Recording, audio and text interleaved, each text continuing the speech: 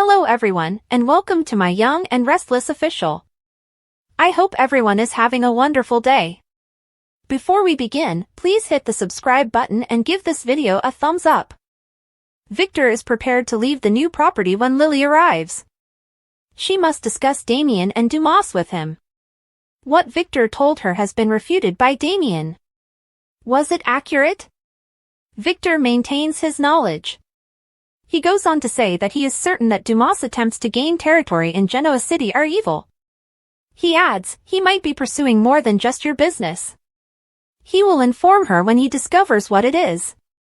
He says that he will stop at nothing to mend the split between her and Devon and advises them to concentrate on safeguarding their business.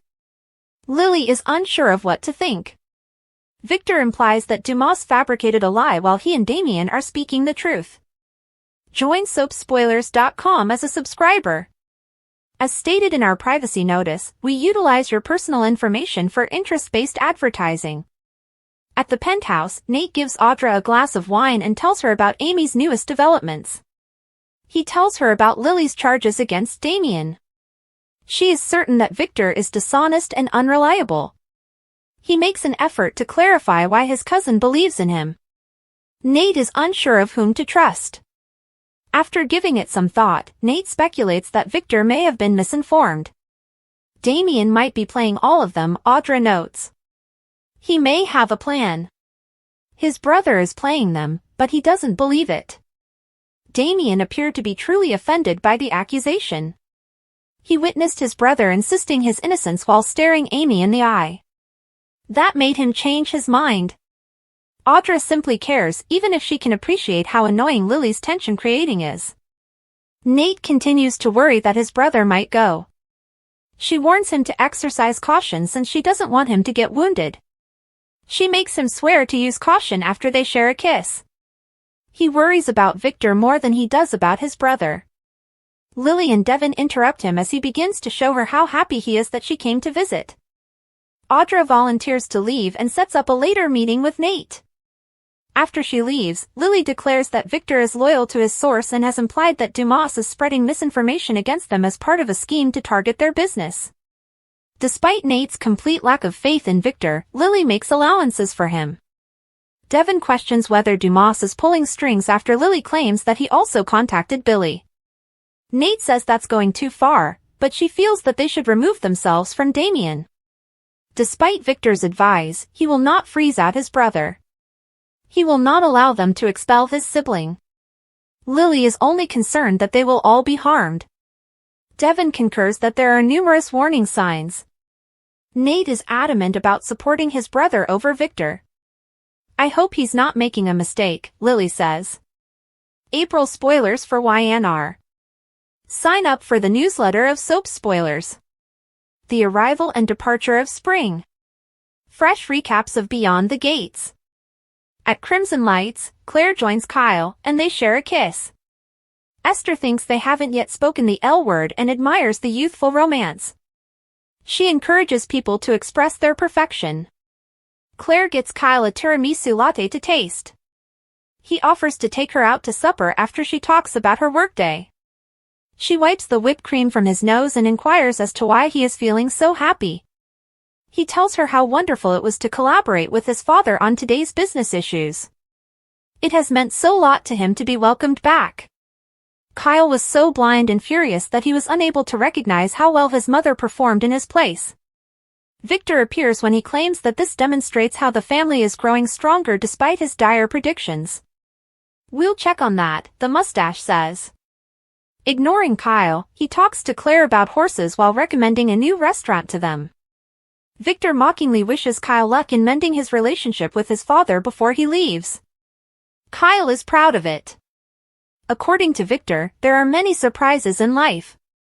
As they leave, he continues, "You have a good time."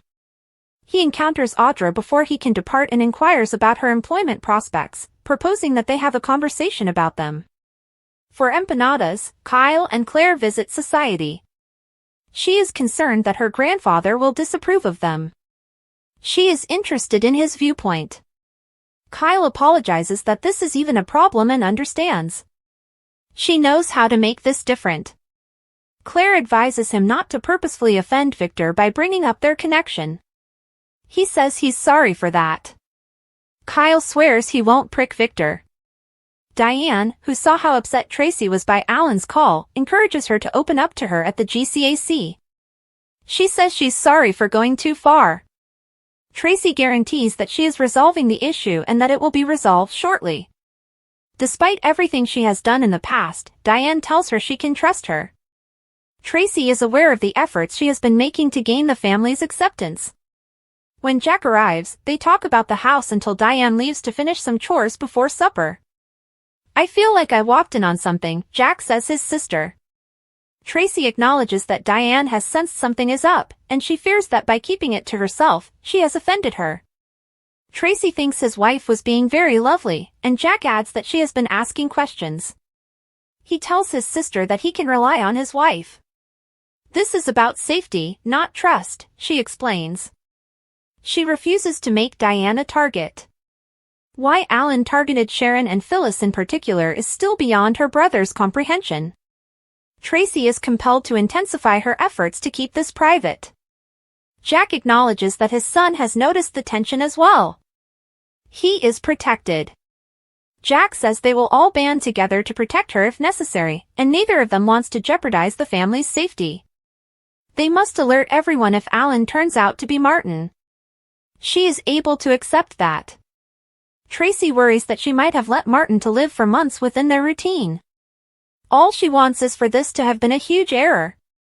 Her brother continues to wish their suspicions were unfounded. Tracy tells how Alan sounded like the man she loves when he finally gave her a call back. He gives her a hug while she wipes away the tears when she becomes unhappy. She can't tell what's genuine since her head is a mess.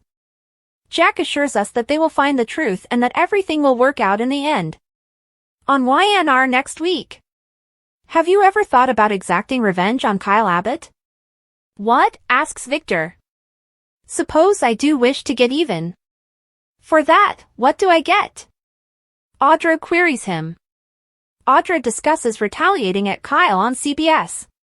What are your thoughts on the possibility that Martin survived that Parisian fall? Jack asks Ashley. Ashley was taken aback by Jack's suggestion regarding Alan. CBS. Alan's unexpected return surprises Tracy. But is everything truly over and done? Not always. According to Courtney Hope, her character will always harbor some affection for Adam, as she tells Soap Opera Digest. However, Sally wouldn't immediately leap back into his arms even if he wasn't dating Chelsea. Not right now. More than anything, she needs to set boundaries and have the will to keep herself from falling in love with him again because she was treated disrespectfully. Even though you may love and care for someone, you must move on when they take advantage of you. Of all, Sally might find herself beginning a whole new chapter with Adam if she reads enough of the book. Hope tells Soaps.com she wants to have the family she never had. To pursue the career she has always desired. Her greatest concern, however, is that she will be abandoned, that she won't be able to manage things by herself, and that people will simply disappear. She goes on to say, Adam loves her regardless, and he knows her to the core. He assisted her in becoming the person she required. In many respects, they are made of the same fabric. However, they also severely irritate each other at the same time. Sally would be better off watching Phyllis for the time being, as she might end up rekindling her old affections for Billy. She is undoubtedly featured in the recently added photo collection of soap opera's most unrepentant manstealers below.